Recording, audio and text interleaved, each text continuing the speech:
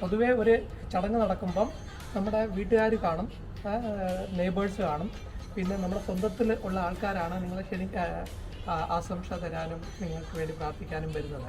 അപ്പോൾ ഇന്ന് ഇവിടെ എത്തിച്ചേർന്നേക്കുന്നത് ഇത്രയും പേരും അവരുടെ ആയിട്ടുള്ള ഓണം അവിടെ മാറ്റിവെച്ച് ഇവിടെ ഓണം നമുക്ക് സദ്യ ഒന്നിച്ച് നിങ്ങളുടെ കൂടെ കഴിയാനും ഈ വീട് നിങ്ങൾക്ക് വേണ്ടി ആഗ്രഹിച്ച ഒരു വ്യക്തികളാണ് ഇവിടെ ഇരിക്കുന്ന ഓരോരോ ആൾക്കാരും.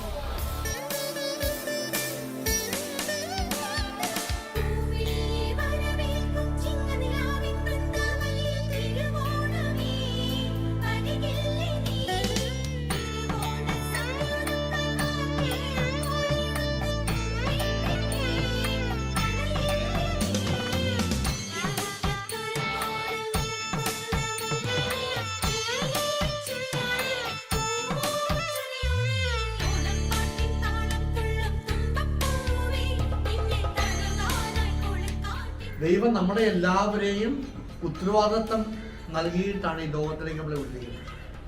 നമ്മുടെ വീട് മാത്രം പണിയാൻ വേണ്ടിയിട്ടല്ല, പിന്നെയോ ഈ സമൂഹത്തിൽ എല്ലാവർക്കും വീടുണ്ടാകണം എന്നുള്ള വലിയൊരു ആശയം തീർച്ചയായിട്ടും ദൈവത്തിനുണ്ട്.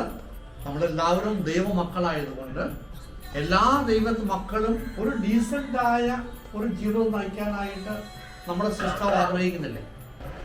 ഒരു അവസ്ഥ നിലയെന്ന് പറഞ്ഞാൽ എൻ്റെ വീട് അത്ര ഒരു ഇതുള്ള വീടായിരുന്നു. പക്ഷെ എല്ലാവരുടെയും മുമ്പിൽ ഷെഡില് അച്ഛനെ കൊണ്ട് കിടക്കാന്ന് പറഞ്ഞു കഴിഞ്ഞാൽ ഭയങ്കര ബുദ്ധിമുട്ടുള്ള കാര്യമാണ്. ഇപ്പോൾ ഈ ഒരു വീട്ടില് ഞാൻ അച്ഛനെ കയറ്റി കിടത്താന്ന് പറഞ്ഞത് തന്നെ ഒരു നന്ദി എല്ലാവർക്കും.